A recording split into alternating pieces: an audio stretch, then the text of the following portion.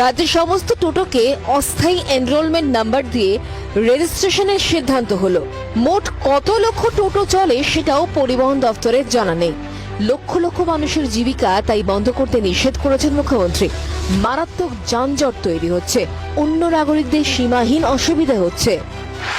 টোটোর গায়ে QR code দেওয়া স্টিকার লাগানো হবে। চিহ্নিতকরণের কাজ শেষ হওয়ার পর টোটো চলার রাস্তা বেছে দেওয়া হবে।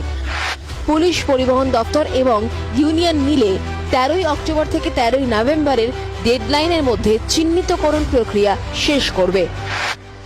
অনলাইন ছাড়াও কিছু সরকারি সহায়তা কেন্দ্র থেকেও এই চিহ্নিতকরণের কাজ হবে। রেজিস্ট্রেশন কমপ্লিট হওয়ার পর আর নাম্বারহীন কোনো টোটো রাস্তায় চলতে পারবে না। 30 নভেম্বরের মধ্যে নাম রেজিস্ট্রেশন করানো বাধ্যতামূলক। 1000 টাকা দিয়ে রেজিস্ট্রেশন করতে হবে। 6 মাস পর থেকে প্রতি মাসে 100 টাকা অর্থাৎ 12 মাসে 1200 টাকা দিতে হবে। টোটোগুলিকে বিমার আওতায় আনা হবে। বাংলার মুখ্যমন্ত্রী আমাদের সকলের প্রিয় মাননীয় মমতা বন্দ্যোপাধ্যায়ের নির্দেশ অনুসারে আমরা সারা বাংলা জুড়ে যত টোটো আছে সেই টোটোগুলোকে একটি টেম্পোরারি এনরোলমেন্ট নাম্বার দিয়ে তাদের রেজিস্ট্রেশন করতে চলেছি।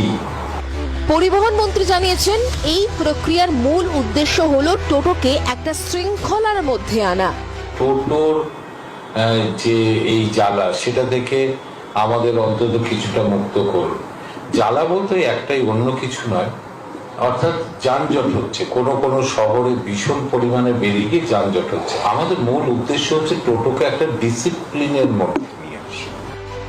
রাজ্যকে অন্ধকারে রেখে ভবিষ্যতে কোনো লোকাল ভেন্ডার বা ম্যানুফ্যাকচারিং কোম্পানি টোটো তৈরি বা বিক্রি করতে পারবে না।